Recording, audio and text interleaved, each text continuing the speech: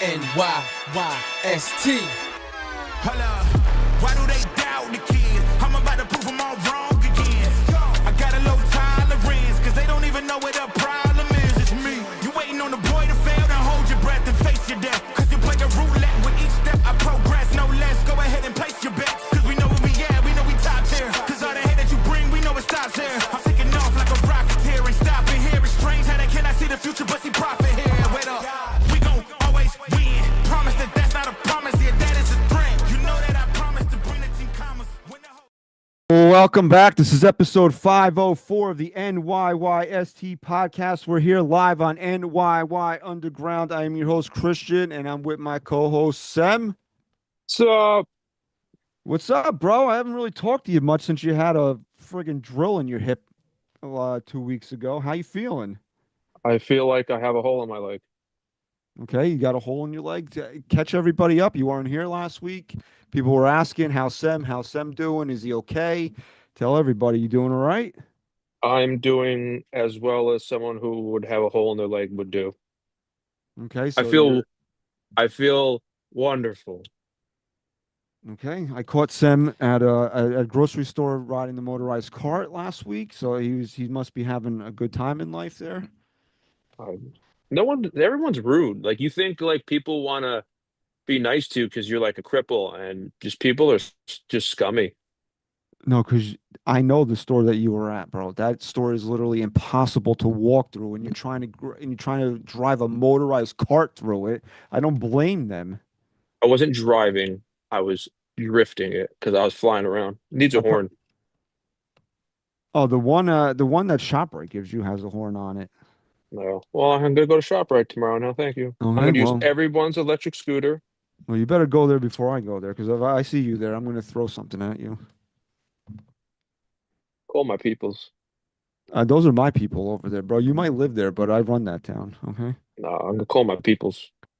All My right. people up in the So, mountains. okay, your people up in the mountains, and hopefully we got a lot of our people here in the chat tonight. We're live here on NYY Underground on this Thursday night, just a few days before the winter meetings kick off. I don't know, where are they this year? I don't know. Let's Google that. Google it. I've been dead to the world for a week. Where are the winter meetings this year? Come on, Google. Oh, they're in Orlando. Look at that. I wanted to say Orlando, but then I didn't want to be wrong. But yes, they are in Orlando. Uh, we heard the first installment of Yankee Hot Stove last night, and I don't know. It didn't exactly get you excited. I know everybody is waiting on bated breath for everything that Jack Curry has to say, and he really didn't pump you up there, but we'll get into that as before we get too far along the way here. But if you're here live in the chat tonight, we thank you. Please like this video and subscribe to NYY Underground. And if you're listening on your favorite podcast platform on Friday morning, please subscribe there and leave us a 5-star rating and review as well. Seems like there's a lot of moving and shaking. There have been some big moves on the hot stove here. None by the New York Yankees, mainly out of their two biggest rivals, the two teams that they faced in the postseason this year. As the Red Sox just made a trade for a reliever whose name's escaping me right now, but he is a pretty solid guy that's going to add nicely to their bullpen. And they also have traded for Sonny Gray, which we'll get into. We're going to get into that in a minute. And the Toronto Blue Jays, again, I can't remember this friggin' guy's name, but he was Johan Avito. and the KBO MVP is going to be pitching for the Blue Jays, and they also have signed Dylan Cease to a big money deal, 7 years, $210 million. They got 64 million of that deferred, so that's just not a Dodgers trick there. Everybody seems to be doing it, and apparently Kyle Tucker was visiting with the Toronto Blue Jays yesterday. So, you know what? The Yankees have to understand what's going on right here. And, Jack Curry comes out yesterday on Hot Stove, and people kind of take what Jack Curry says as the Bible, because Jack Curry's not known to put things out there that are fictitious. He's not known really to be a guy that plays the agenda. And I understand he's on the Yes Network, so he's not really going to trash the organization. But when he comes out there yesterday and says that Grisham's $22 million is definitely going to affect the Yankees' appetite to chase Cody Bellinger, it doesn't leave you feeling pretty good about being a Yankee fan heading into the winter meetings here. Now, I will say this because I looked at this, and since 2019, the Yankees have come away with a major player at every winter meetings since 2019. 2019 was Garrett Cole. There was no 2020 because of COVID. 2021, they shut it down because of the lockout. So, I mean, who knows what would have happened those years, but obviously there were no winter meetings. 2022, they did re-sign Aaron Judge. I mean, you can say that was bringing their own player back, but hey, you know what? That happened at the winter meetings, the 11th hour phone call with Hal Steinbrenner. So it was a major acquisition. 2023, we all know was Juan Soto, and last year was Max Fried. So are the Yankees cooking up something as we head into the winter meetings here? Now, I know a lot of people have come out here and said that Jack Curry maybe doesn't know as much as he used to know. Maybe the Yankees are playing things a little close to the vest here, and that could be the case. And that's almost kind of what I'm hoping is the case here.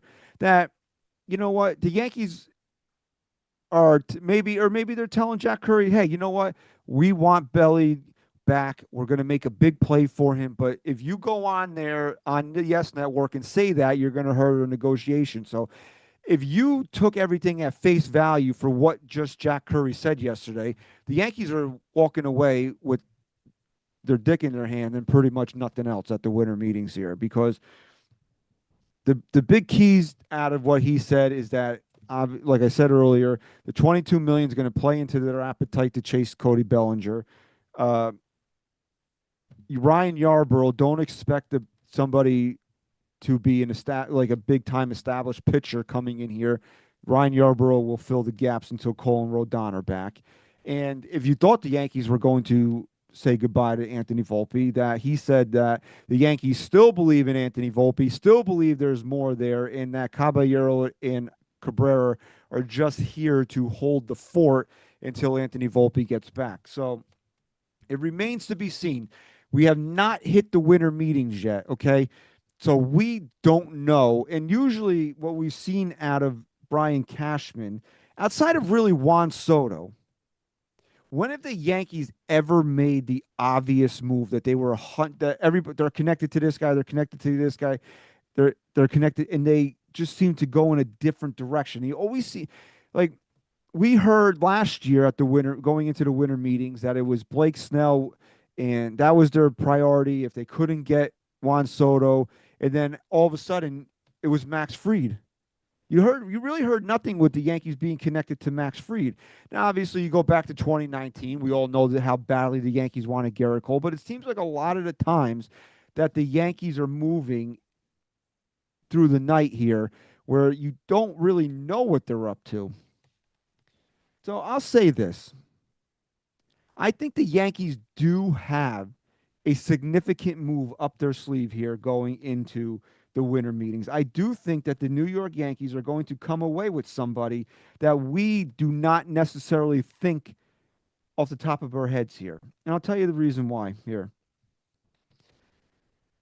And again, this could just be me trying to convince myself that the Yankees are going to make this move, that I need to believe this in my head, that the Yankees are going to make this kind of maneuver, because I can't go through the winter believing that they're really going to have the, quote, big move be Trent Grisham. So this could be all me trying to fool myself and convince myself. But I really do believe the Yankees have something up their sleeve, partially based on the evidence that I just said that they usually do at the winter meetings, but also you guys can say whatever you want about Hal Steinbrenner. He doesn't care. He's cheap. He's only willing to do this.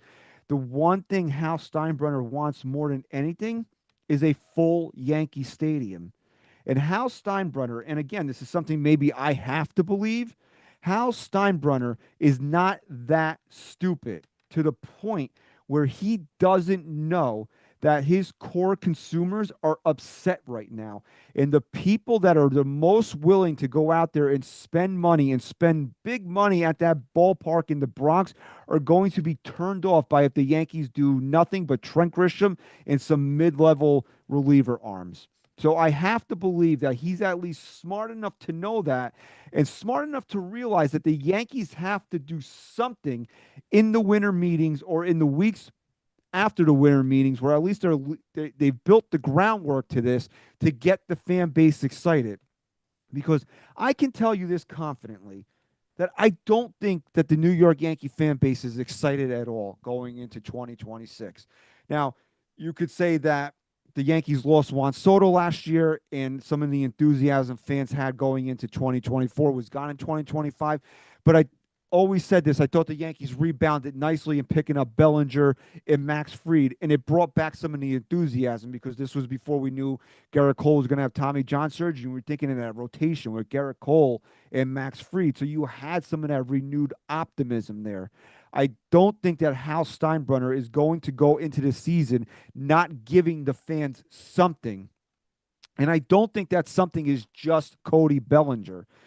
Jack Curry said they're going to be out on starting pitching. They're going to go for bullpen arms, but maybe not the closer types that fans are clamoring for. I don't think that's necessarily the case. I do think that the Yankees are going to pull a rabbit out of their hat here. Now, whether or not it's the rabbit you want them to pull out of their hat, but I think that they are going to take a big swing at somebody here and bring back some excitement to the fan base, if for no other reason than to get people to come through the turnstiles in April and in May. So, right or wrong, whatever Hal's motivations for in making this maneuver, I think that the Yankees are going to be motivated for making a maneuver like this. Because remember, Hal said that he would like to see the payroll go down, but it wasn't something that was likely going to happen. So I do think that they have an appetite to make a big maneuver here. And as badly as Brian Cashman can budget money, I honestly don't believe he's that bad at budgeting money that he knew and he was told that if you give Trent Grisham $22 million, that we are going to stay out of the big game hunting this offseason. So, again, it remains to be seen. This could all be me trying to hype myself up and get myself through the winter meetings here.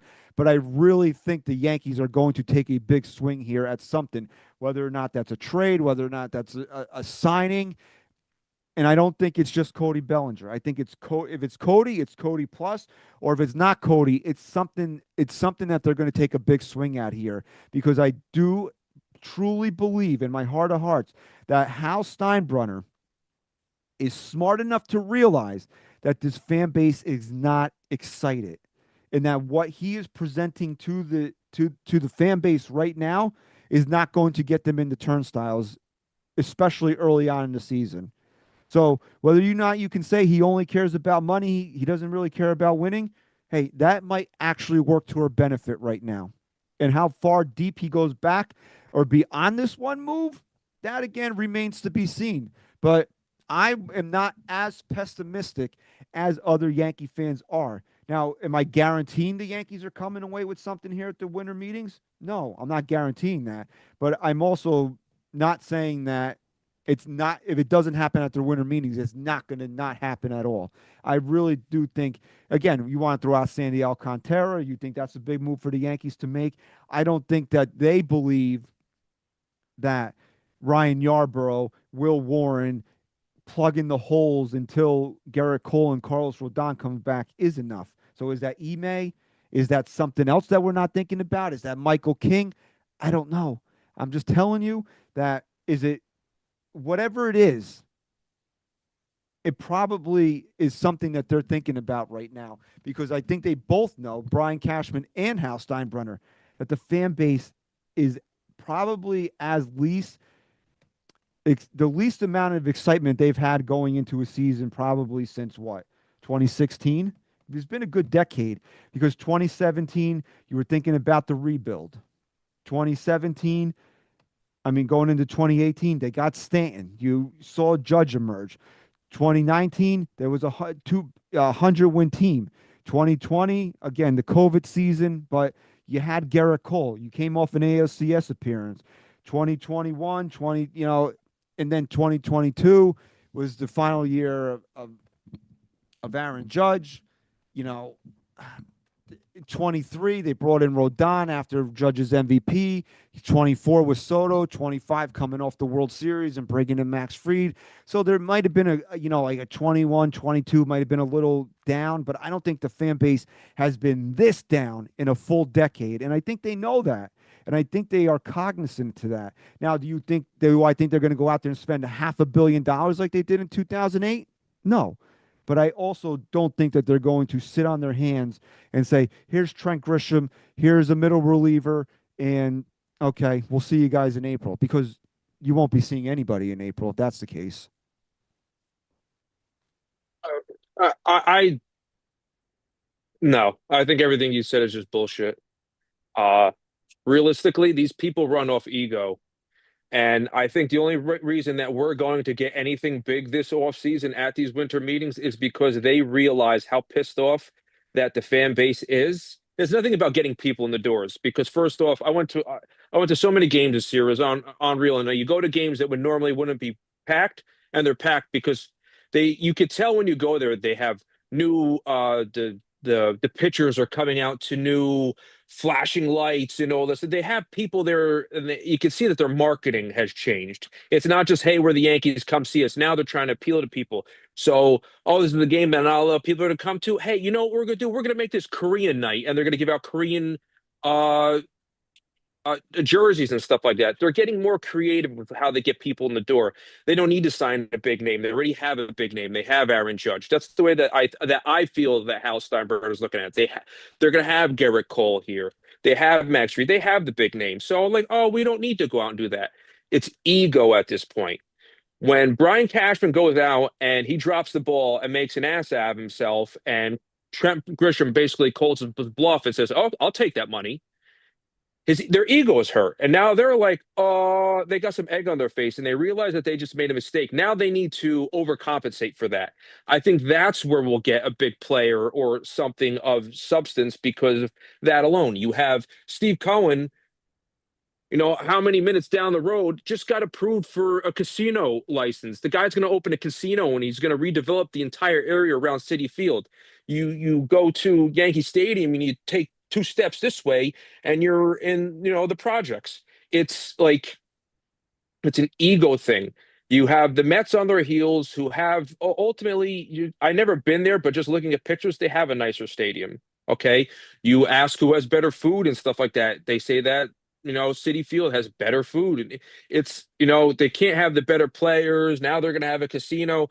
Hal Steinbrenner is going to go out because they don't want to be outdone. You're the biggest franchise in sports. You're worth billions upon billions of dollars. You don't want to be outdone. As cheap as he wants to be, that's what I think is going to be our saving grace because no one wants to be outdone. I don't want to be outdone.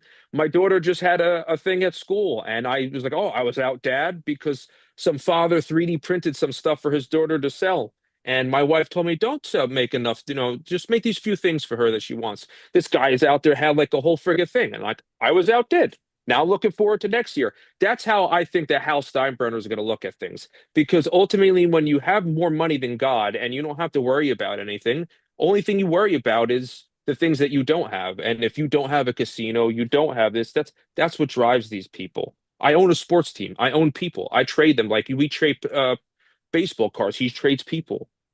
So I don't think they don't have trouble getting people through the doors.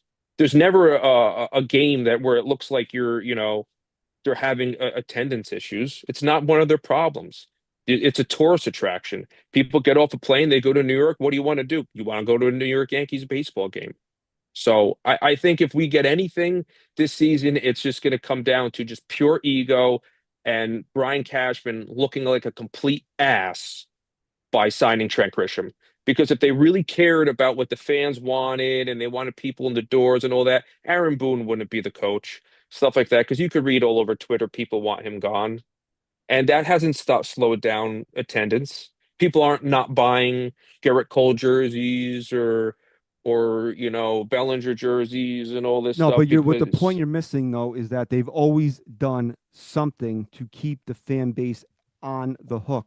Okay, there's an old episode of How I Met Your Mother there where it's called you keep a girl on the hook, or you keep the guy on the hook, and you don't really want to date him, but you just want to keep them close enough just in case you want them, and then you pull them in on the hook. Okay, that's what Hal Steinbrenner is trying to do to the fan base here. They've always done something to keep the fans on the hook. And I think he realizes that they can't go into this season and not keep the fans on the hook, because there are plenty of fans that are tired of going to Yankee Stadium and spending insane amounts of money to watch the team play and not feel like they're being rewarded for the amount of money that they are spending. So if they go into this season where the biggest check they write is to Trent Grisham, you're going to turn people off from going to the baseball games. And also, I have to believe in my heart of hearts here that somebody is in that organization saying that if we don't bring in players, this team is not going to the postseason. So whether it's one extra gate, five extra gates, or 15 going all the way to the World Series, he craves that money. And this team, if this is the team that is going to walk into San Francisco on March 25th, this is the team that is on paper right now, the baseball team that's going to San Francisco on March 25th. They are not winning a damn thing. They will not be a playoff team in 2025 or 2026. You really think to tell me that they think that Trent Grisham in center field, who batted 230, by the way, okay, 230 hitting Trent Grisham, that and a guy that don't even like in Jason Dominguez, that's your outfield. And then now you're handing the first base job over to Ben Rice. We saw the massive regression in Austin Wells last year. You're already starting the season at shortstop with replacement players. Say whatever you want about Anthony Volpe, but now you're a step below Anthony Volpe because you have replacement players playing at shortstop. You have your ace is starting the season still again on the IL. You had a guy that pitched at an all-star level last year starting on the IL. You mean to tell me they really truly think Ryan Yarbrough is going to replicate the 8 starts that he had last year in that time period until Garrett Cole and Carlos Rodon come back? Maybe I am crazy and I'm giving this front office too much credit, but they have to understand that they can't go through this offseason and not do anything. What that anything is, it remains to be seen. Again, there's always a line in the sand when it comes to the Yankees and what they're willing to do. But I don't think that the biggest move they make this offseason is Trent Grisham, because that's not a playoff team. Don't even pay any mind to what the Blue Jays are doing or what the Red Sox are doing, which is beefing up their teams and getting better. The Yankees won't even be competing with the teams in the AL Central for that third wild card if they don't get improvements. Okay, we all know that Giancarlo Stanton is going to spend 70 or 80 games on the injured list this year. We know that's going to happen. Where are you going to replace that offensive production from? So if you look at this lineup right now, the people that are on this team, look at it. Where are you getting offense from? You think Aaron Judge is hitting 330 and going to hit 50 home runs next year with this lineup? You thought he got intentionally walked a lot last year. Forget it. They know, at least for that point of view, that they have to bring somebody in to protect Aaron Judge. They have nobody right now. And again, you want to say that, Cody Bellinger. Yeah, Cody Bellinger did a pretty solid job of protecting Aaron Judge and giving Aaron Judge somebody to be in the lineup with last year. So that's the baseline there. Do they go and add starting pitching? Do they go and add a reliever after that?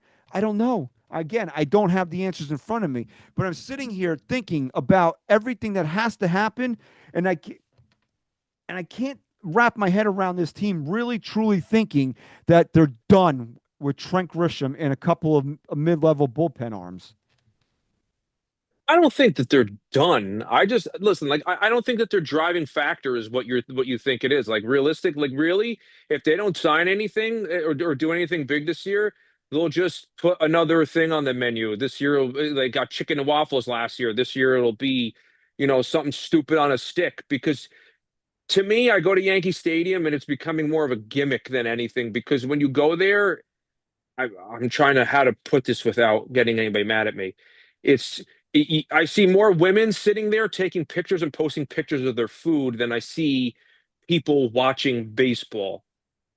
I think it's just becoming such a tourist attraction. It's just a gimmick. It's a thing to do. Hey, let's go out there. You know what I'm saying? And they're making the money. They're upping their. It's the second year in a row. Or I don't know if prior to this, but another 10% tickets are going up in prices. Everything's so much more money. They're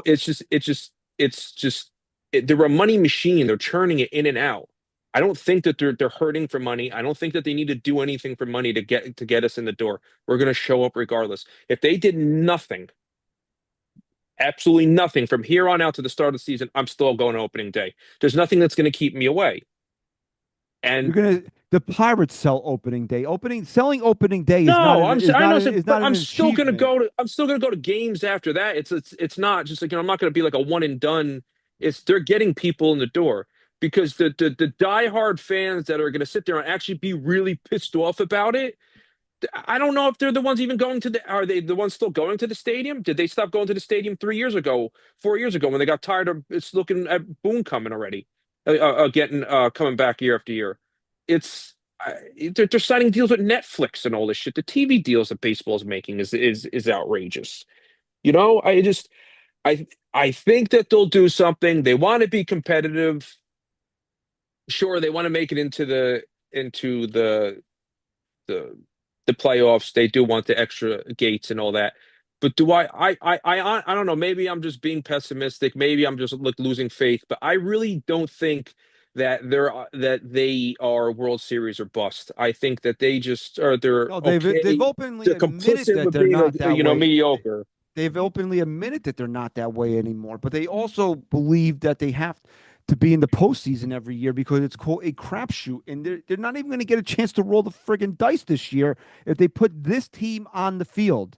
Okay, you can say that, and I've said it, that the Yankees Stadium has turned into a tourist attraction, which I do agree with. But you know what? If you're not selling a product that your core consumers don't want to see, nobody's going to go to the games. That might last a year or two, but piss off your core consumers. Go out there and not do anything this year and see what happens. Anybody can sell out opening day. That's not an achievement. That's not something you hang a banner for. Because what? The Pirates sell opening day and then nobody's there the rest of the year. So that doesn't. So saying people will still go to opening day doesn't mean anything. Are they going to be there the next day? That's the big question. Are they going to be there when the Yankees are 2 games under 500 at the beginning of June? That's the big question. Yeah, you'll get your touristy people trickling in during the summer months, but pay attention to that. Pay attention to how loud Yankee Stadium is, if that's the case, because you'll know right away. Hal Steinbrenner doesn't want to be embarrassed. And he knows that if that's the case, he will be embarrassed. So Hey, the he doesn't want Yank, to be embarrassed. It's his ego that's going to drive him. I okay, so I guess yes, if he doesn't fill the stadium up, yeah, he would. He would be embarrassed. It's his ego. let's get to Rod's super chat here. Rod, what's up, brother? Yankees will be looking for another third baseman. I don't care if Ryan McMahon is Greg Nettles. Doesn't matter. He hits like Volpe for 16 million. Hey, look, you know Yeah. what? I'm willing to give Ryan McMahon some time here. I don't think I think there's other areas of need that the Yankees should be focusing in on here before Ryan McMahon. I do agree with you. He was very disappointing last year offensively because I would have thought if anything he would have had a little bit more pop in his bat being a left-handed hitter at Yankee Stadium last year. So we really didn't get anything out of him last year after the trade. But I'm willing to give him a grace period to say around the trade deadline. If he's not cutting it offensively, where he's showing a little bit of pop and he's even hitting around like 235, 240, then the Yankees, yeah, they're going to have to look for a third baseman. But again, they took on this guy's contract, and who's going to want him?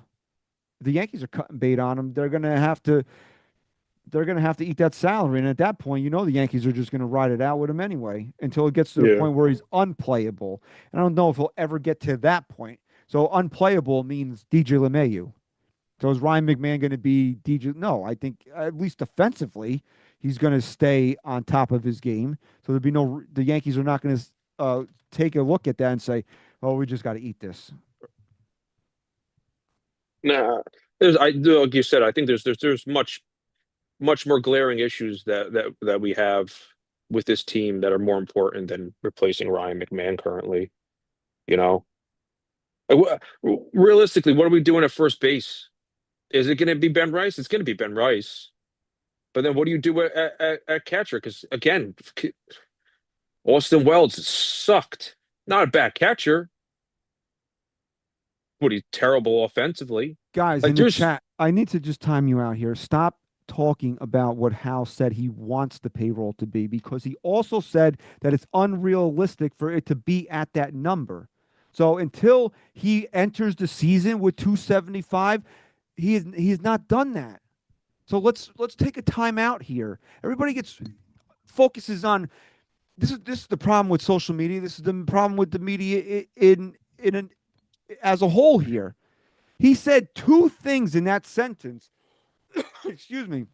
He said, ideally, I'd like to see the payroll go down, but, and I'm paraphrasing because I don't remember the exact word he used. He said it's unrealistic that it will. So what does that mean? Does that mean it's at 310 again? Yeah, that's probably the range that the Yankees are playing in again. I don't think he's going to go 340, 350, 360, but I also don't think it's going to be 275. Look at the money they have committed already. you know, well, that's probably why they're so against trading off their prospects because you watch teams that put together and postseason runs or like Tampa Bay. They didn't have a high salary, and they bring up people through their farm system. They acquire people through trades or whatever, whatnot. And you got Spencer Jones, you got Jason Dominguez, you got Lombard Jr. I don't remember the pitcher's name, but you got these guys, and they're not making money. They want to play those guys. That's what Hal Steinbrenner wants to do. He wants to have homegrown players that he could come up and control and be like, oh, you're only making $1 million this year, but yeah, you're playing like a $20 million player. That's what he wants. That's how he wants to get his payroll down. I don't think Hal Steinbrenner is going to be a cheap bastard about it. I just it's he's not his father. We all get that. We all understand that. We can't hang up on that. I'm not my father. You're not your father. No one's their father. He's not going to go out and do it. He does things differently. There's shareholders, there's people he's got to answer to, yada yada yada, whatever, whatnot. But like the guy wants to. If I owned the baseball team, I would too, because then I could line my pockets with more money. Maybe he wants to buy another mega yacht. Maybe he's eyeing another property in Milan. I don't know what the hell he's got going on, but like that's what they want to do. But I think realistically, when he says things like that, he means he doesn't want to go out and sign players. He wants a player like Jason Dominguez to pan out, or he wants a player like Spencer Jones to pan out. The problem is that the Yankees put those players out in the field and don't trust them, and then yank them out, and they play this yo-yo game with them all day long, and they're just a bunch of fuck faces. So, I don't. You could wish in one hand, shit in the other hand. Which one's going to fill up first? I think he's just needs to get rid of Aaron Boone. Look, what the Yankees should be shopping for at the winter meetings here is an outfielder. Again, I it didn't sound optimistic that the Yankees would be as gung ho for Bellinger as we were maybe led on to believe based on the hot stove last night. But also, how does that benefit the Yankees for Jack Curry going out there and saying they're ready to drop their pants for Cody Bellinger? It doesn't. So if he pulls back the reins a little bit, maybe it's a negotiation tactic. I don't know. But also, they need Cody Bellinger back. Now, should they be thinking higher up the ladder for Kyle Tucker? Yeah, they probably should be. Okay. The only question about Kyle Tucker is that he's pretty much been exclusively a right fielder. Can he play center? Can he play left? Because we are past the days of Aaron Judge playing center field. And also and again, I get it. Look, you're just playing the pros and cons here. The other tick for Cody Bellinger is he plays first base, and it protects you against Ben Rice just not being a good baseball player or being a bad first baseman, where maybe you can move Ben Rice to DH or back behind the plate. Or if Ben Rice isn't hitting, then Cody Bellinger becomes an option because the Yankees will have options with Jason Dominguez or Spencer Jones, or if they go out there and get a fourth outfielder type like a Harrison Bader. So I think that there's more plentiful options that way if you bring back Cody Bellinger as opposed to Kyle Tucker. But again, if you're looking at the team offensively, obviously the best move for them is what the hell's his name? Kyle Tucker. But here's what I'm doing. I'm the New York Yankees, right? And this is what I said last week that how if you don't love this team, it's time to let it go and let somebody that loves it fucking go out there and start cutting the checks because there's absolutely zero reason that Bo Bichette is not even on the forefront of anybody's mind right now because they think the Yankees are just not even going to go there. He's one of the best offensive players in baseball, and you want to change the room, you want to change the outlook of this team, that's what you go out there and do. You go out there and you bring in Bo Bichette. Excuse me, and he plays shortstop until Golden Boy gets off the IL, and then you figure a place to play Bo Bichette.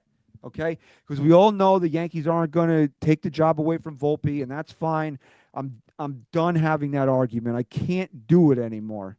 I've just succeeded the argument.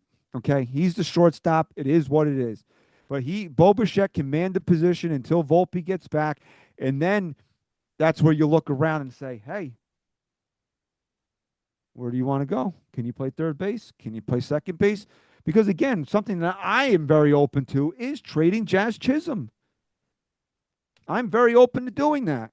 And then now you look at it, you bring in Bo Bichette, and then fans aren't shitting on Cody Bellinger as much because you brought in an elite offensive player and you brought in the versatile guy that fit this team very well last year. And now you're looking at this lineup and you're saying, oh my, look at this. Look at this middle of the lineup. Now we got Cody, Bo, and Aaron Judge with Ben Rice back there. Now you're looking at things a little bit differently here, as opposed to Cody Bellinger and being the quote big offensive piece. So Cody and Bo, I like that, as opposed to just saying we're just gonna whatever. Or if you truly believe in one of these two guys being Jones and Dominguez because you're the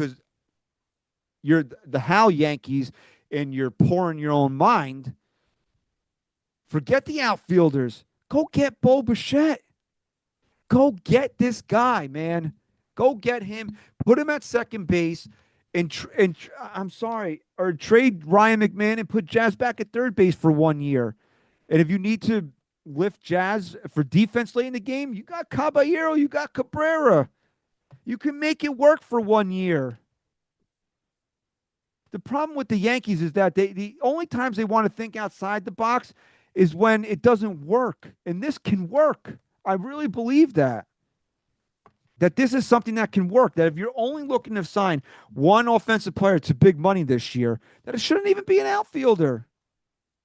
You're going to have Trent Grisham out in center field, and you have Dominguez and Spencer Jones. Let them battle it out in camp. And then you, like I said, go bring in the fourth outfielder. Go bring in somebody like a Harrison Bader type that he's a guy that loves playing in the big city. We know that. I'm not the biggest Harrison Bader fan, but as a fourth outfielder type, I don't mind it to provide you a little bit of insurance. If Dominguez and Jones doesn't work out, and outfielders are a dime a dozen, you can always find one at the trade deadline if it really needs to be that case. So I don't have a problem with that. And also now you move off of the offensive side of the ball here. They need bullpen help. They just basically non-tendered the entire underbelly of their bullpen a couple weeks ago. So it's Bednar because Jack Curry even reiterated that. That's Bednar's the closer. Doval and Fernando Cruz are your setup guys.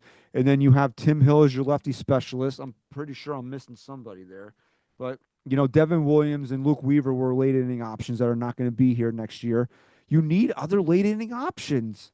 I'm not saying go out there and sign Edwin Diaz to a $100 million contract, but go out there and make a trade. Trade for somebody. Trade for somebody to be the eighth inning guy. That can close in certain situations. That's where they should be thinking, not like, oh, we'll get a reclamation project and stick them with Matt Blake, because that's how you're going to burn out your bullpen. But Fernando Cruz, to his credit, was mostly really good last year, but he also got proctored. Okay, if you know what that means, then you know how overused Fernando Cruz was last year, and he's not exactly a spring chicken either. So the Yankees might want to limit his usage in 2026. So bringing in more than just back at the bullpen guys, bringing in guys that can pitch in the back end of the game is something they should be looking at. And also, look, facts are facts here. I love Garrett Cole. We have no idea what we're getting out of Garrett Cole when he comes back. And Carlos Rodon, you know me, I trade him in a heartbeat. And I really do believe that this, even if they were thinking about that, doing that, this surgery is probably going to keep them from finding suitors for him. But we don't know what he's going to be. And how are you going to cover these innings? You got Max Fried. Okay, Max Fried, great. We all love Cam Schlittler, but we don't know. The guy's never pitched a full big league season yet. We don't know. Until you see somebody do it, the question is out there. The question is always going to be out there. Yeah, Toronto Blue Jay fans out there are, you know, rubbing their sticks together for Trey Savage. Again, we don't know. Is everybody going to be Paul Skeens? Is every one of these hot, young flamethrowers going to be Paul Skeens? We don't know that. Until we see him do it, we don't know. Okay? So is it Ime? Is it bringing in Michael King? Is it trading for Sandy? I think those are the three most popular names you hear. One of them has to be here. Take your pick of which one you like the most. I would probably rank them Ime, King, and Sandy only because I don't think that the Yankees are going to get Sandy on the cheap, and the other two just cost money. But and it has nothing to really do with last year because coming back from Tommy John surgery is always tricky. But that's probably where I would rank him. Bring one of those guys in, close the gaps. Okay, you can never have too much starting pitching. Oh, Will Warren's now your seventh starter. Great. Who cares? That's a great problem to have. And if you don't want to, have him languishing in the bullpen, trade him. You don't mean to tell me somebody doesn't want Will Warren? There are good starting pitchers out there available that will make the starting pitchers that you have trade pieces. It's not rocket science here. These are the things the Oh, Yankees should be looking to do at the winter meetings here. because we all thought, Louis Heel was going to be the shit. You know what I'm saying? And then injury, and then he comes back. He's too erratic. You don't know what Cam Schlittler is going to do. We saw it was great. Like I'm pretty sure you yelled at me when last season when I said, "Is Cole going to come out back and be good?" What he was. You're like, "Ooh," and now you're saying it, but it's true. We don't know what Cole's going to come back and be. You know, Rodon is up and down. You hope that Freed's going to be freed, but like it's good. Will we even get Clark Schmidt back this year? He got hurt too late in the season where we wouldn't even see him until very late if we saw him at all. So you don't plan on him pitching. Like I said, I have no. I would not expect to see Clark Schmidt throw a competitive pitch for the Yankees this So year. you bring another pitcher in, and if Will Warren is your seventh starter, that's a great thing to have because as well as I know that one of these pitchers are going to go down for a few weeks for shoulder tightness or a barking back or whatever the fuck they say. It's going to go down, and then Will Warren is a good person to then move up into that situation. I don't. I would love for them to go out and get some starting pitching. You brought up Bo Bichette. I think that was the one move I wanted the Yankees to do this offseason more than anything. I want them to get Bo Bichette. I will do a backflip. I will throw my crutches in the air and do a backflip if we get Bo Bichette. You know, um,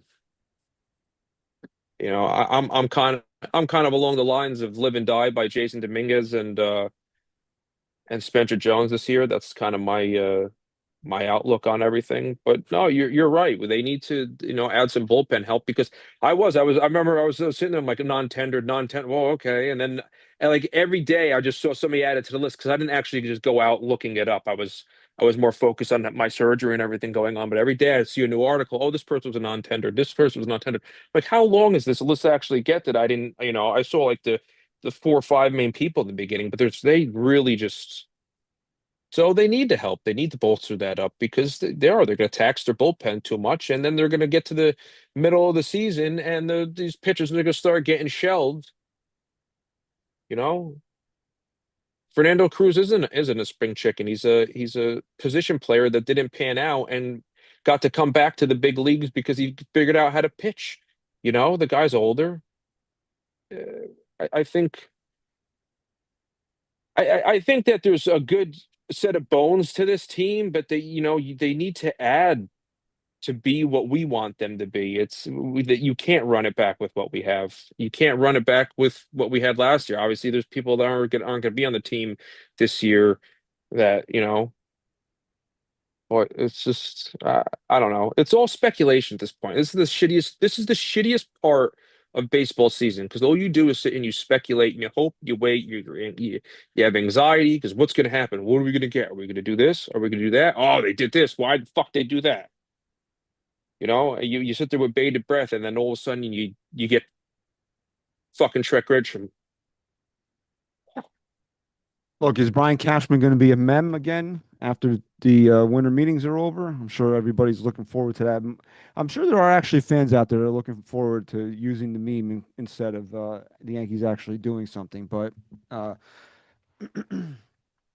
one thing that Brian Cashman did last offseason was trade for Devin Williams, and that didn't exactly work out too well for the New York Yankees. And now Devin Williams is a Met. And Devin Williams got 3 years and $51 million.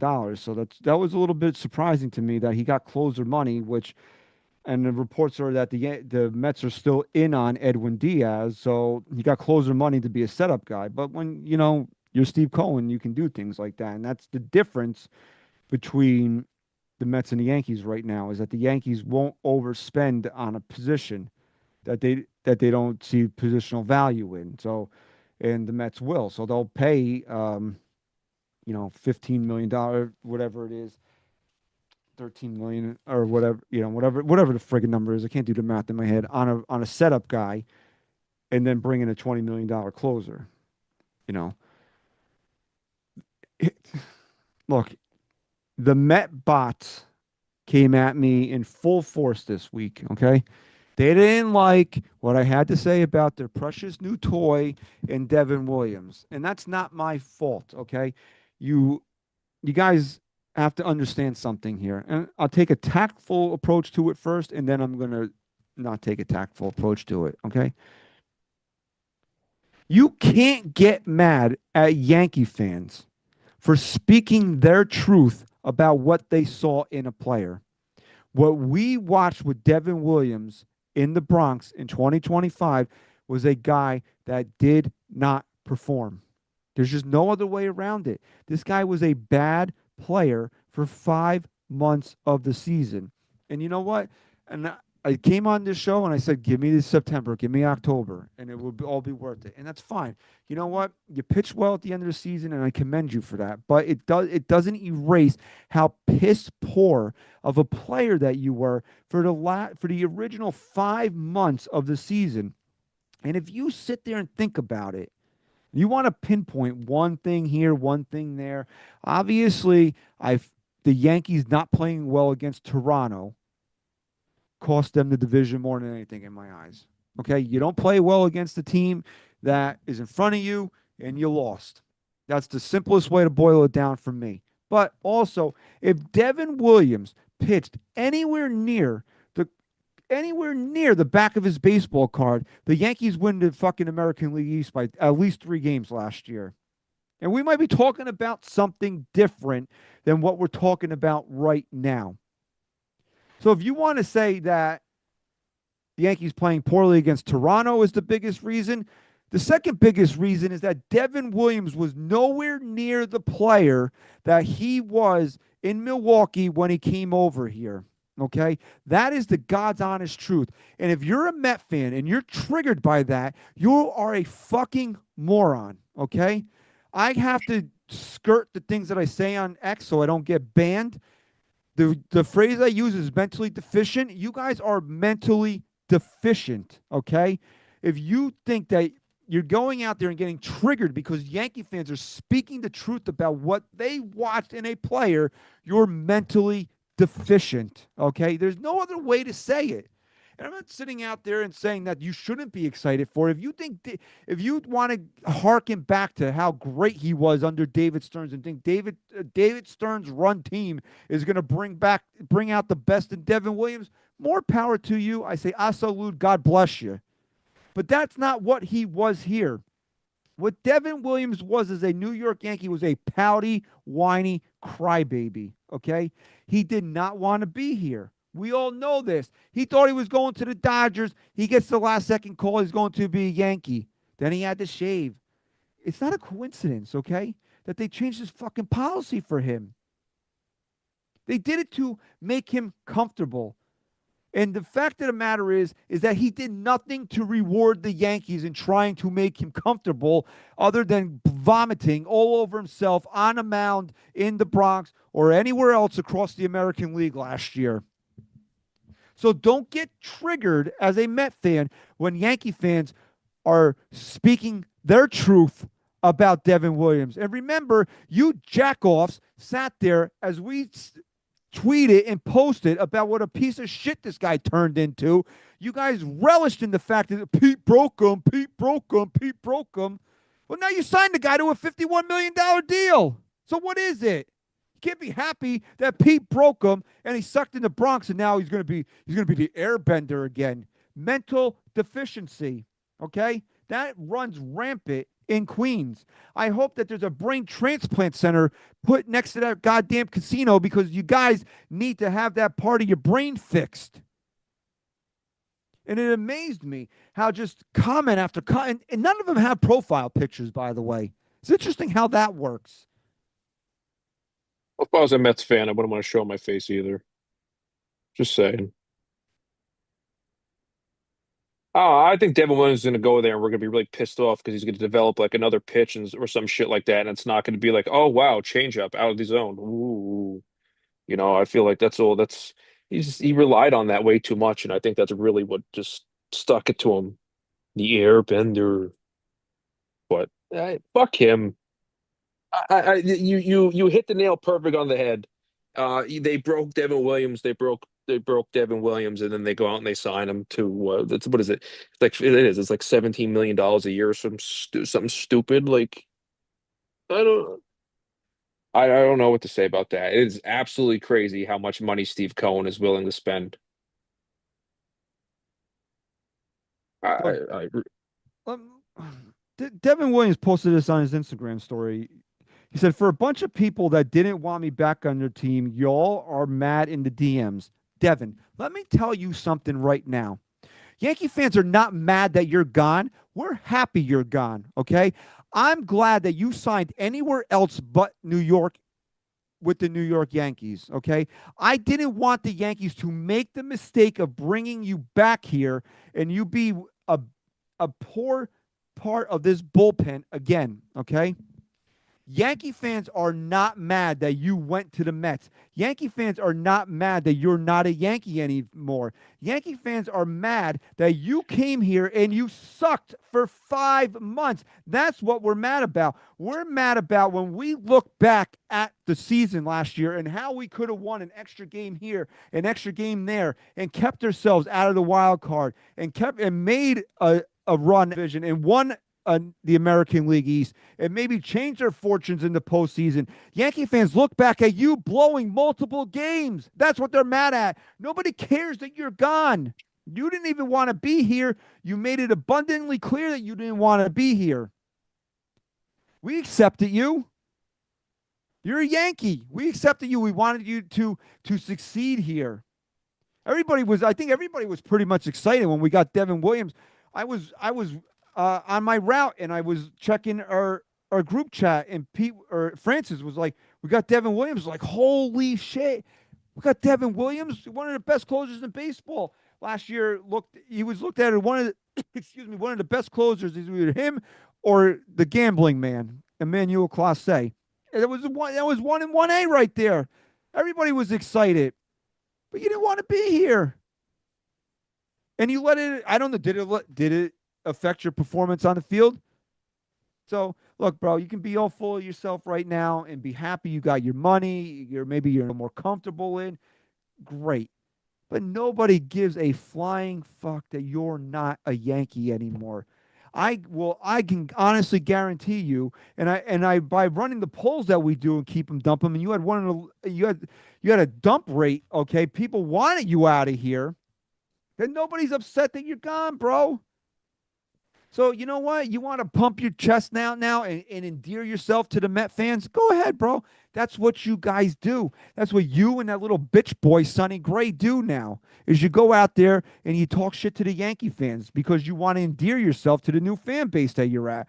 And Sonny Gray goes and gets traded to the Red Sox and he says, "Well, I'm glad I can be in a place where it's easy to hate the Yankees and I never wanted to be there except for when you listen to Sonny Gray back in 2017 when he got traded here, he said, "This is where I want to be." Of course, he's not going to say I don't want to be here now, but you know, you can't say that 10 years ago and say that you never wanted to be there when you were with the Red Sox, okay? I've told this story here. You're here on the other side now. One of the worst days of my life was having to go to my grandmother's mother, and while we're in between viewings, what did we do? We watched the Yankee game. And that little bitch is sitting there getting shellacked by a terrible Orioles team, and he's laughing coming off the mound. And now, all these years later, he wants to say, "Oh, it's easy to hate the Yankees. I'm glad I can be in a place where it's easy to hate the Yankees." I'm glad you're in a place where we get to beat the living shit out of you 4 times a year now, okay? I'm glad that you're going to have to sit there at Yankee Stadium and look Aaron Judge dead in the eyes if you're man enough to do it, if you don't wave 4 fingers, okay? Not everybody's cut out for the big city. You're clearly not. Go look at St. Gray's career numbers of the places that he's pitched really well. Nobody's watching. You think we were bad? You think Yankee fans were bad, Sonny? Bro, I'm telling you, bro, go get lit up against the Yankees. Go get lit up against the Yankees, my man, and tell me what's going to happen. How much those Boston fans are really going to love you. You're saying all the right things now. You want to endear yourself to that fan base. God bless you. Go get lit up by the Yankees. You thought we were bad. We'll look like choir boys compared to what the Red Sox fans put you through. I don't get that. Like, how do you go to a place completely suck and then talk shit? Like it's just keep your mouth shut. Like it turned me off. As soon as I read it, I think the first thing I said to you, if we don't beat the shit out of him this year, I'm gonna consider this year a failure. Fuck the World Series. My ultimate want this year is Aaron Judge to just demolish Sonny Gray. Devin Williams, I don't give a shit about. We all talk shit about him. Let the guy get off his chest. This is how many years later Sonny Gray is coming out and talking shit like a moron. Just and I listened to it correct me if I'm wrong. Maybe I missed something somewhere. I didn't listen to the whole interview, but I listened to it enough. I was trying to like where what brought that about? And I feel like it was completely out of left field. He went out there and he brought it up himself, and he just had a name drop the Yankees.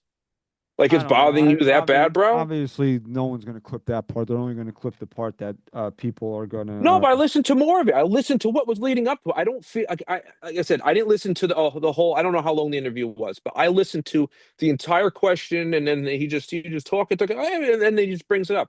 It's like it's bothering you that bad, bro. Like you feel that inadequate. Like I feel like it was probably his dream to play at Yankee Stadium. Like he took the prom queen home and he couldn't get it up. That's how what it is for Sonny Gray. And this is just like the ultimate. Like he's so sad. It's been eating at him and festering him his whole life, and he's just like, I didn't want it anyway, bro. He's like my 10-year-old kid. Like, well, I didn't want it. I didn't even want it anyway. Well, Okay, if you, cool. I don't know if you ever watched Mad Men, but there was a scene where No. this guy was just I forget what it, but he was in the elevator with Don Draper, and the guy was just like talking all this shit, and Draper goes, "I don't even think about you," and walked out of the elevator. So Sonny was holding this inside of him for all these years, and we're just sitting here like, bro, we don't even think about you. No, he's a loser, dude. It's how many years ago? And like you got to bring it up. It's like it's ew. It's just gross. It's so unbecoming of somebody, and it makes you so much happier that you don't have a douchebag like that on your team. And it just gives me something to hate more about Boston. It's like, yeah, you want to make the rivalry come back, be more of it was back in the day. Like, yeah, you're going to do pretty For good because for a guy this that doesn't shitbag. like the spotlight, he just put one on himself. Oh yeah, Don't don't be surprised if he's lined up to play the Yankees at Yankee Stadium, and all of a sudden, like he needs an extra day of rest. yeah. He's having anxiety problems or something like that. That'll be one of the most watched games this season. Like you'll watch, you like look, or if it's at Yankee Stadium, it's sold out. Not that the Boston games aren't sold out, but I can't wait to hear him booed in Yankee Stadium. I will be there for that. I don't go to Boston games. I hate going to them. I don't want to be anywhere near them. I might go to that. Just to boo that asshole. All right, let me see if David Douglas's super chat is coherent, or if he took a steel chair off the head last weekend.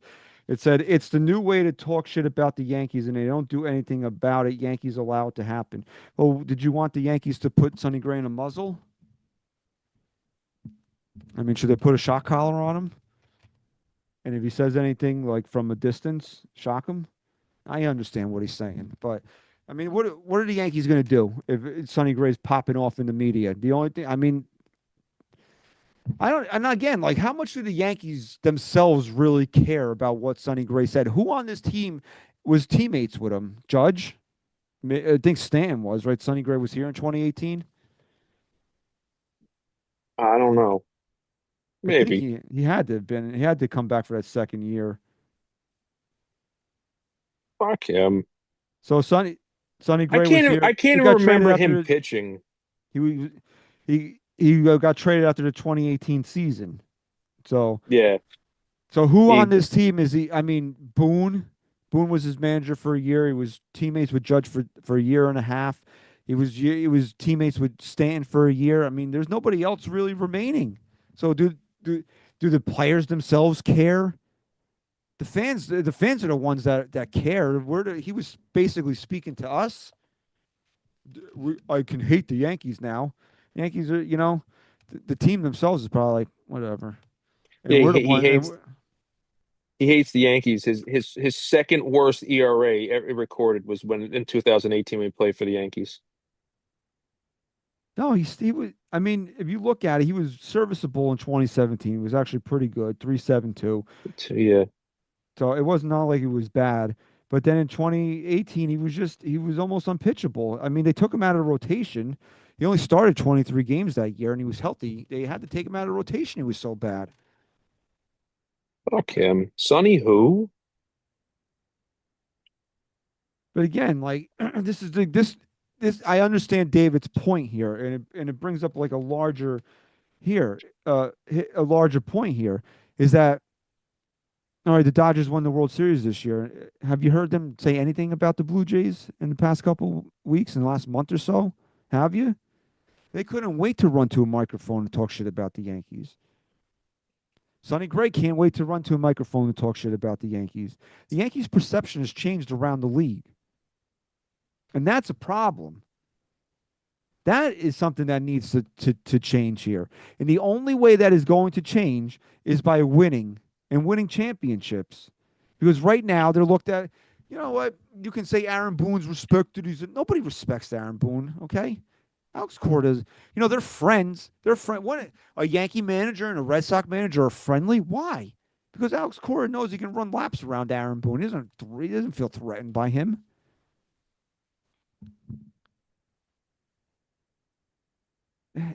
That's the thing that needs to change. That I guess is David's overall bigger point there. That yeah, the Yankees allow these things to happen because of the way that they're run now. So we'll see, man. Again, Yeah. uh, they have to do something here because it's not good enough. It's just not good enough for the Yankees to tell you that okay, here's the team we're rolling out there.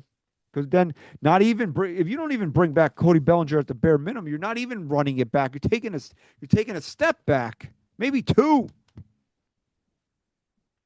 It's not going to be pretty, man. That's all I have to say. It's just not going to be pretty for the Yankees, for the fans, if they don't go out there and do something. And I'll end the show on this here because I got into a disagreement with some cuck jerk off today on social media because he called me an entitled piece of shit because I'm not happy with the Yankees not winning a world championship in the last 16 years. Let me tell you something right now. If you were like me and you grew up or you're old enough to remember 96 through 2001, it was a great time. It was the best time since probably any of our lifetimes to be a Yankee fan. If you want to take like 76 to 78, that was probably really awesome when they got back to the World Series after George bought the team and they won back to back in those years, but I wasn't here yet, obviously. Excuse me, but then they won in 96, 98, 99, 2000, and then they got to the one in 2001. Look, that was great, but that was a long time ago. Okay. We're going into 2026. That dynasty ended 25 years ago. So if you're a Yankee fan and you're okay saying, "Oh, I don't need a championship. I saw that. If you're okay with something that happened 25 years ago and get visibly upset where you have to name call people on social media that want more out of this organization, you're a participation trophy loser cuck. That's what you are. There's just no other way to say it. You're okay with handing out participation trophies because that was part of his argument back. You're mad because the team wins 95 games every year. Okay, let me hang it on the wall. Where they have all the retired numbers, let's start erasing them and put every year they won 95 plus games out there because that's what matters, right? Not winning championships. And I said this last week. If they had won, I give you a grace period after you win. You'll get a year, 2 years maybe before I really feel that angst again. 16 years.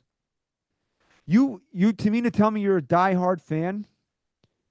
You care about this team just as much as we do. You invest the amount of money that we invest into the same that we do, and you're just okay with 16 years of not winning a championship. You're a loser. And your wife's got your chair set up in the bedroom while her personal trainer comes over. Okay? You don't like it? You don't like what I'm saying? Because it's true. You can't care about this team and be okay with the fact that they haven't won a World Series in 16 years. You can't love this team and be okay with the fact that they've been to one World Series in those 16 years. You can't love this team and say, well, that dynasty has held me over for the rest of my life. Because then you should, in 2002, you should have just walked away and not given a crap anymore. It's not okay. So go hand out your participation trophies. I'll catch you outside Yankee Stadium. Make sure you wear the shirt 2024, 2025 back-to-back 94 win seasons because that's what matters, right?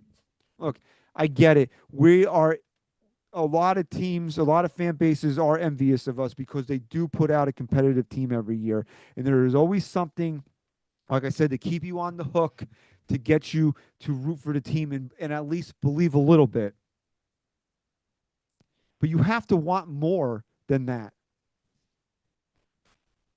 You have to want more than that. You can't be a Yankee fan and want more than that.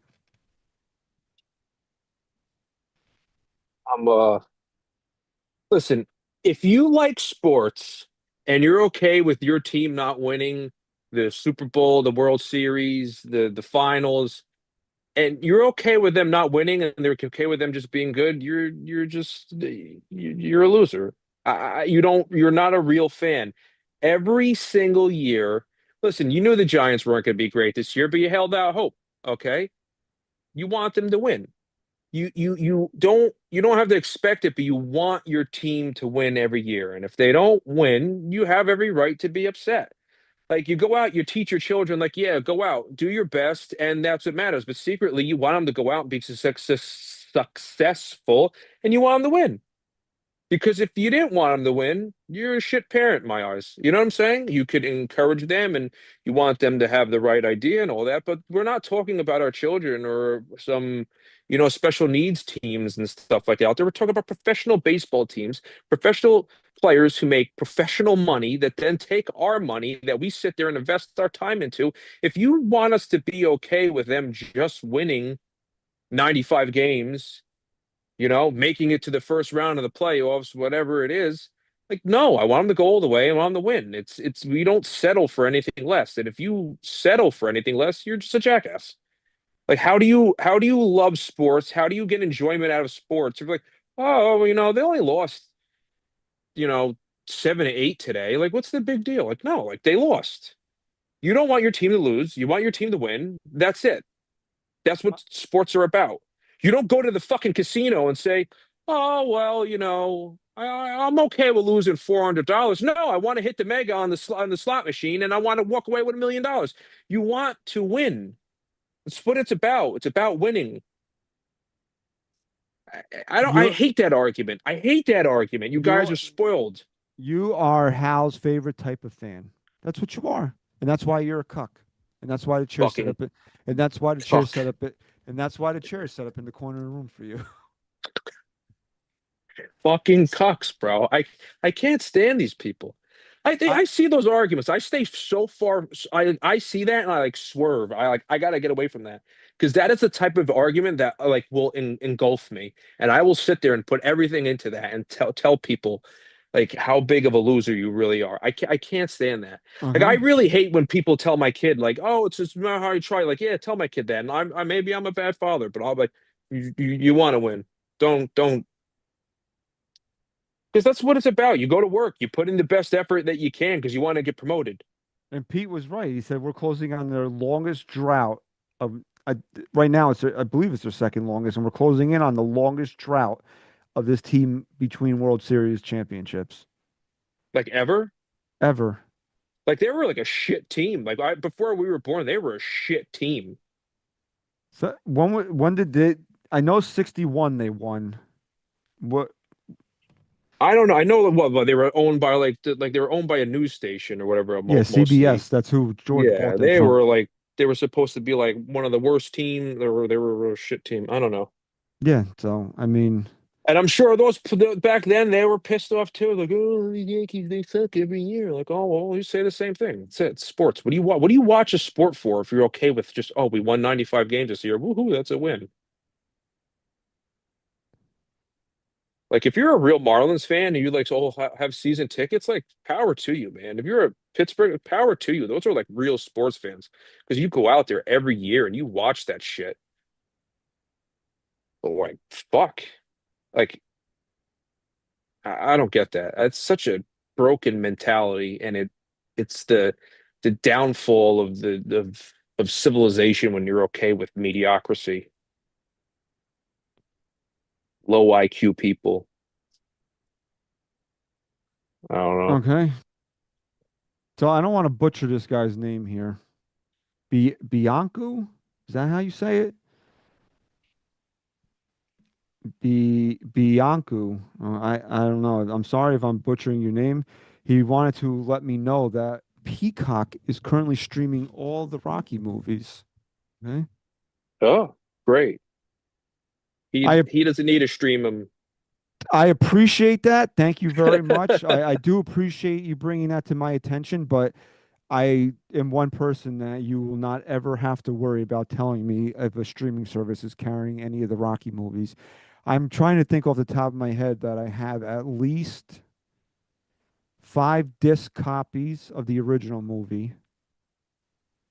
I have four four box sets, three or four box sets that carry at least through Rocky 4. I have two that carry all the way through the sixth movie. And I purchased them and they're on my Amazon video. I have them in my own Amazon library. You don't ever have to worry. Thank you. I appreciate it. Thank you. And Mary Ellen, thank you for the compliment tonight. But you don't ever have to trust me. You do not ever have to worry about me finding where to watch this movie. Okay. I like Rambo better. Okay. I don't. So I don't own any of those movies. You know that? you do. I gave you a box set of No, Rambo. Rambo. I have Rambo because I really liked Rambo when I was a kid, but I prefer the Rocky movies. So now that I know that they're on Peacock, I'll probably be, because I'm obviously home by myself doing nothing with my life currently. I'll probably watch them tomorrow. All right. I Let don't me. like, I don't know. I'll watch two, four. I don't really like three. Let, One, I can't let this. I can't let this go. And then I know we're running. Macho, you think he's doing who? Stallone is doing one more? I don't want to see that if that's the case. I'll give you my reasons why in a second. And Jack says that they should have never killed off Apollo Creed, and and Stallone has regretted doing it. He's come out and said it. But and I'll tell you the reasons why I do not disagree. Why I disagree with him, and who am I to disagree with Sylvester Stallone? But there's no motive. If he's just rolling his ass around in a wheelchair like Stallone said he really should have done,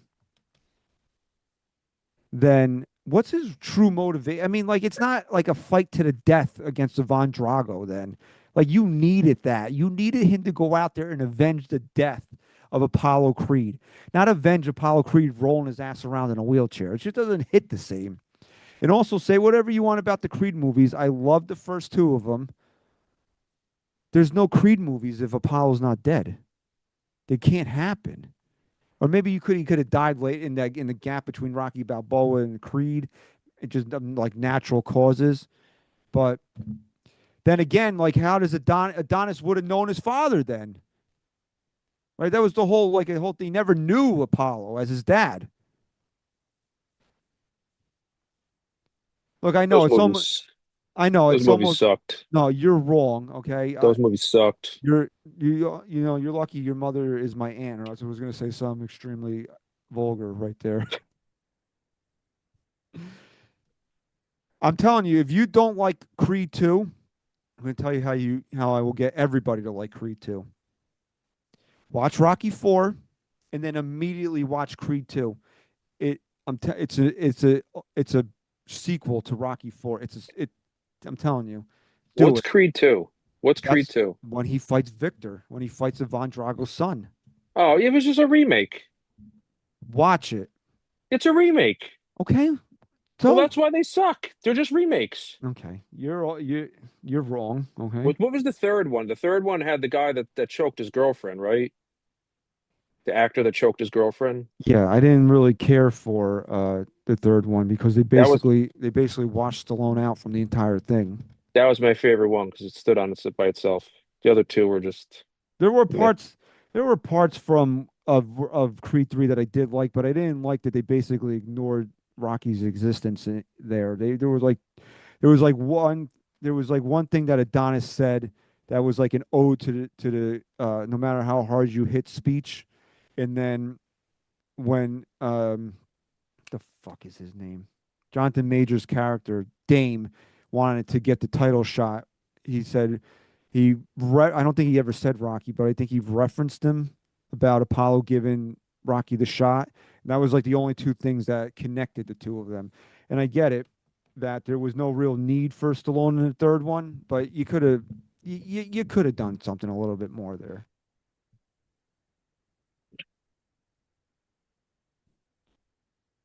I don't know. Look, we got way off track here. You guys know that if you cannot bring up Rocky in the chat and not expect me to lose it, okay? To just completely lose my train of thought. The show was supposed to be over 10 minutes ago. I could sit here and do another hour on it. If you guys want, we can do a special just Rocky episode here, and nobody even has to sit in on it. You guys can just enjoy me talking for 4, probably 5 hours, probably 9. I can probably do an hour on each movie, except for Rocky 5 and Creed 3. So probably 8. Christian likes Sylvester Stallone so much he actually owns his porno. I do not. You've watched it. Don't say you haven't. On my daughter, I've never watched it. I've never had even the desire to go out there and watch it. I even felt weird watching him do the scene with Sharon Stone in The Specialist. Like, this is, you're not supposed to see Rocky in this Yeah, it's really when I found out that he started in porn, I was like, excuse me? He did what? It is weird. I don't know. I personally, I'm still owned out though. Like I can't even watch Tulsa King anymore. Yeah, I just started the third season of Tulsa King, and I really like the first 2, but the third season's not really grabbing me right now. I can't stand watching him with his pinky out holding his. I'm around Italians all the time, and no one actually does that with their suit. Yeah, Macho, you're right, bro. No, because he was naked in Rocky 5 in the shower scene, but it was like from a side, so you didn't see his butt. Like, nobody wants to see Rocky's butt, dude. Like, the Specialist, like, I saw that. Actually, I first saw The Specialist with Kevin, and he was like all giggity because of the nudity in the movie. And I'm like, this is Rocky rolling around with Sharon Stone? Like, I can't watch this. This is not wholesome. So thank you guys so much. We'll cut it off there. You guys have been awesome. Always love getting off on it, on just whatever the hell happens here. This is NYYST at its best here. And we want to thank you guys so much for being in the chat here tonight. And if you haven't done so already, like this video, subscribe to NYY Underground. And if you're listening to this episode on your favorite podcast platform on Friday morning, subscribe there as well. Leave us a 5-star rating and review, and tell everybody NYYST is the official Yankee podcast of Odyssey. Thank you so much for your continued support of the show. Thank you very much for listening and watching episode 504. Sem, say goodbye. Goodbye. We got it next. That's how you finesse. We come for they next. We come to collect. Did it all on my own, yeah. When it brought it back home, yeah. Now they calling my phone, yeah. But I'm all in my zone. They not a threat. Tell them reset. When they're at their best, we still not impressed. Did it all on my own, yeah. When it brought it back home, yeah. Bought a watch with the stones, yeah. Caught them watching my throne, yeah. Ain't no one doing the shit that we doing. Ain't nobody